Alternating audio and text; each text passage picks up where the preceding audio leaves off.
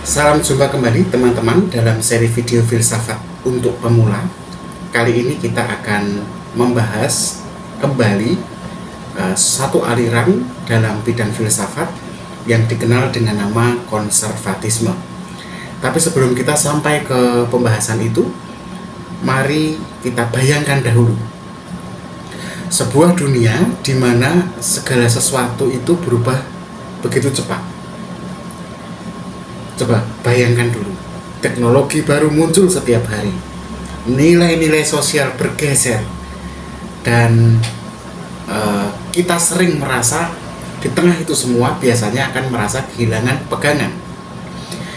Nah teman-teman, meski demikian di tengah perubahan ada satu jenis filsafat yang justru mengajak kita untuk berhenti sejenak, untuk merenung, dan kemudian menghargai apa yang sudah ada.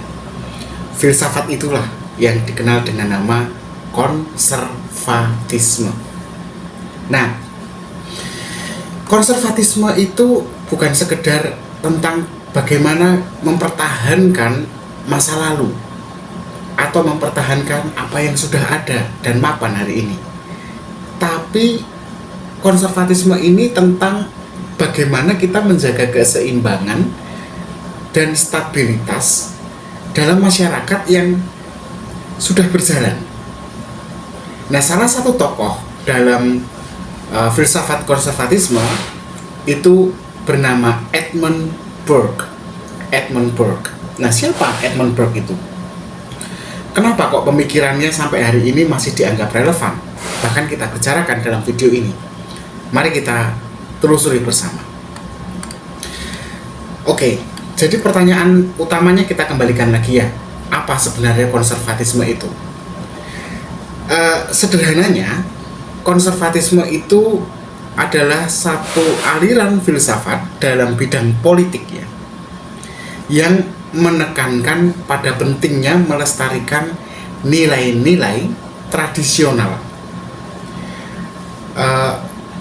Selain itu juga aliran ini itu cenderung melestarikan lembaga sosial dan yang sudah ada dan stabilitas masyarakat yang hari ini sedang berjalan.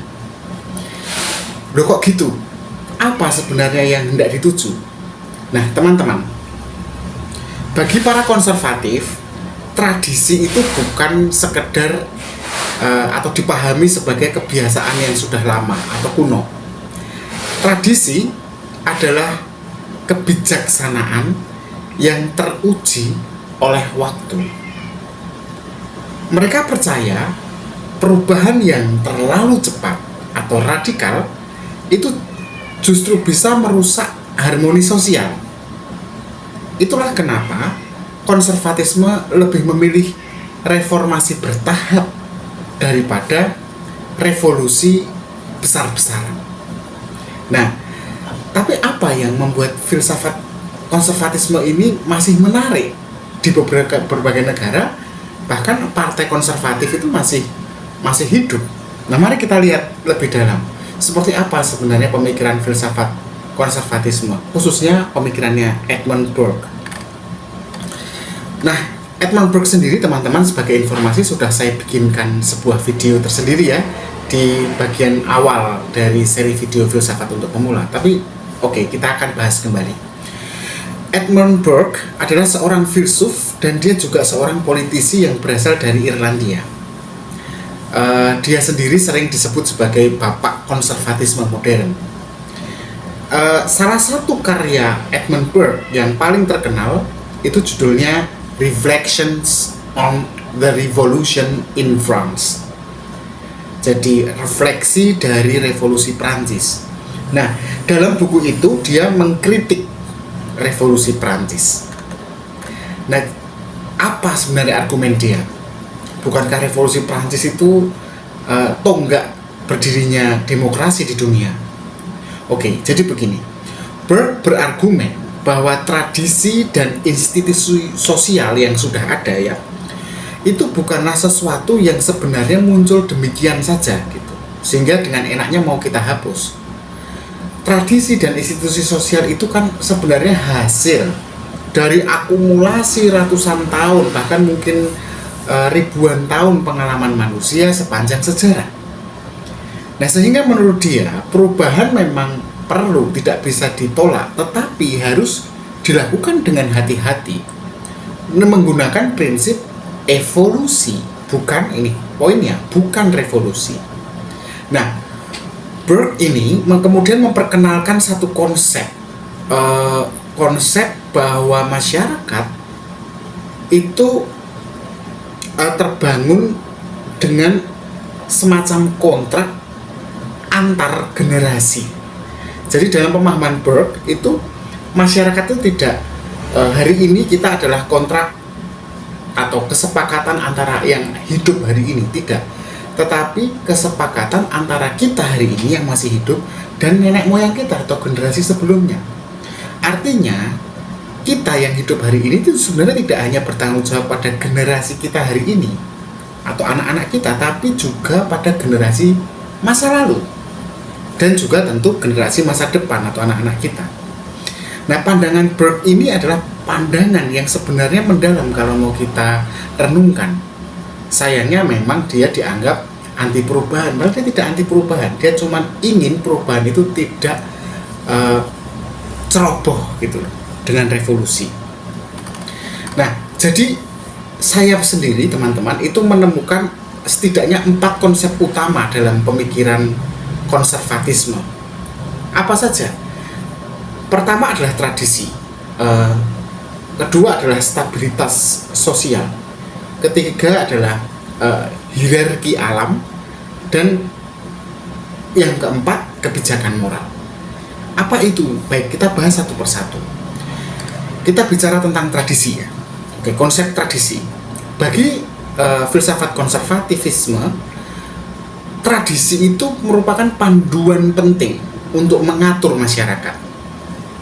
Di dalam tradisi itu ada nilai-nilai, baik itu nilai-nilai berkeluarga atau nilai-nilai keluarga, nilai-nilai agama, dan nilai-nilai komunitas lokal. Dan itu kan sebenarnya adalah pilar utama dari sebuah masyarakat.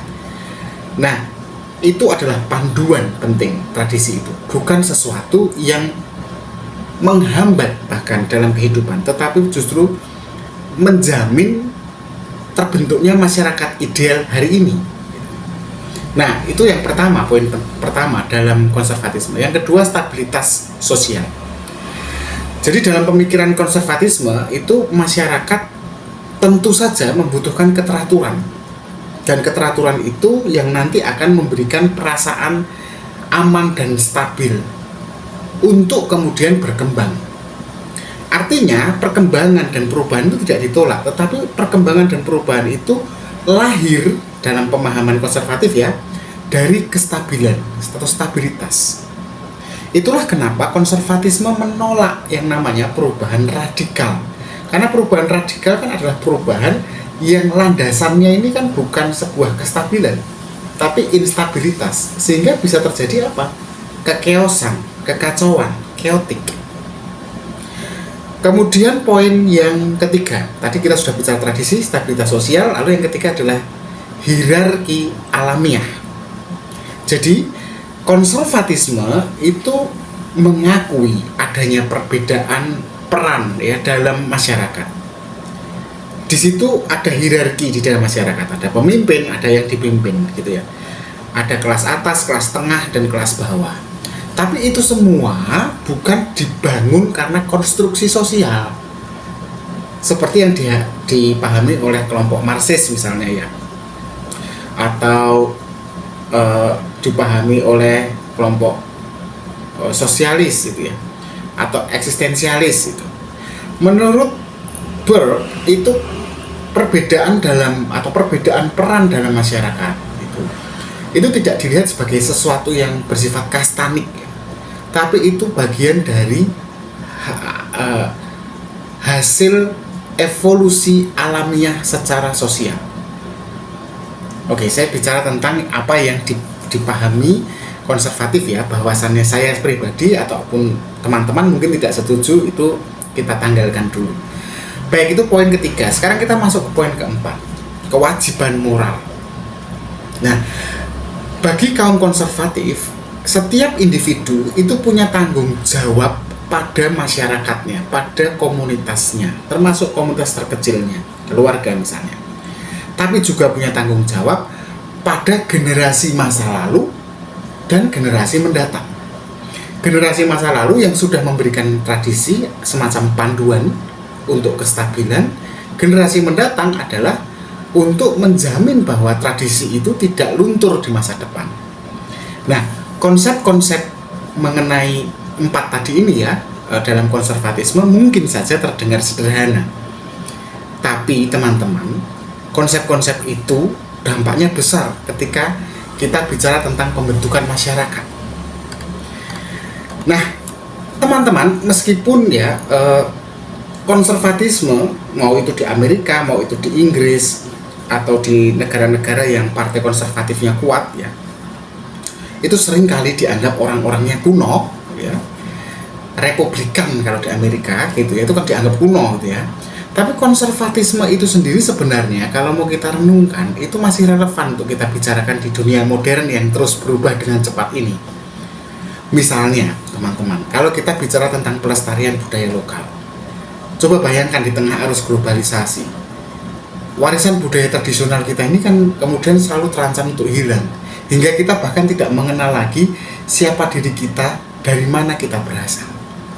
Maka orang-orang konservatif ini atau para pemikir konservativis ini sangat menjaga sekali warisan budaya tradisional agar tidak hilang. Kemudian kita relevansi yang lainnya kalau kita bicara mengenai stabilitas politik misalnya. Ya, konservatisme kan jelas mendukung ya satu institusi seperti sistem hukum yang kuat, yang tidak mudah berubah gitu ya. Baik itu hukum dalam arti sebuah negara maupun hukum dalam keluarga, hukum dalam agama. Tujuannya sebenarnya agar kestabilan atau stabilitas ini tetap berjalan dengan baik, tidak terjadi sebuah gejolak ya, baik itu sosial maupun politik yang nanti ujungnya kan adalah krisis. Dan ketika krisis terjadi, maka kan masyarakat ada di ujung kehancuran. Kemudian orang-orang konservativis ini jangan lupa loh, mereka juga memikirkan lingkungan hidup. Ini kan paradoks ya. Biasanya para konservativis itu, partai-partai konservatif biasanya itu sangat industrial, tetapi beberapa gerakan konservatif yang cukup kuat itu menekankan perlindungan pada lingkungan alam sebagai salah satu bentuk pelestarian warisan masa lalu untuk dipertahankan hari ini dan masa depan. Karena kan generasi masa sebelum kita atau nenek moyang kita itu kan sangat secara nggak sengaja sangat peduli dengan lingkungan mereka ya, lingkungan hidup mereka. Mereka tidak menggunakan mesin, tidak menggunakan listrik, atau kalau sekarang bahasanya itu hidupnya off grid ya istilahnya, jadi jauh dari teknologi. Nah, beberapa kelompok konservatif, tidak semuanya, itu sangat memikirkan hidup dengan zero teknologi. Nah, tapi tentu saja konservatisme itu kalau kita dengarkan tadi ya dari seluruh pemikiran dia, jelas ya mudah sekali untuk dikritik ya. Ada beberapa kelemahan ya dalam konservatisme, misalnya mengenai kecenderungan mereka para konservativis ini untuk resisten melawan perubahan. Sikap konservatif yang kadang-kadang terlalu kaku dan lambat dalam merespon tantangan-tantangan baru ini sesuatu yang menyulitkan bagi pertumbuhan masyarakat masa depan gitu ya. Teknologi datang bukannya malah dipelajari tapi malah ditolak gitu. Kedua, misalnya kelemahannya tentang mereka itu cenderung membela ketidaksetaraan.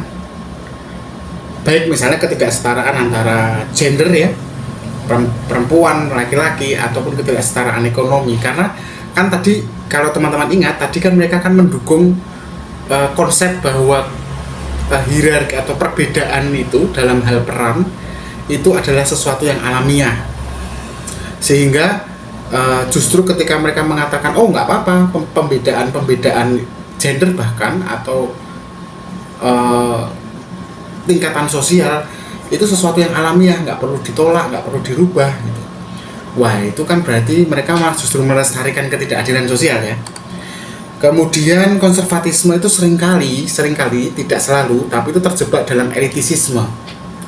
Maksudnya elitisme itu gimana? Jadi konservatifisme ini kan memang kerap sangat dikaitkan ya dengan pembelaan mereka pada kelompok-kelompok elit yang ya kelompok feodal ya dalam hal ini, dan atau kelompok-kelompok kelas atas borjuis ya, dan kemudian mengabaikan suara kaum yang terpinggirkan gitu.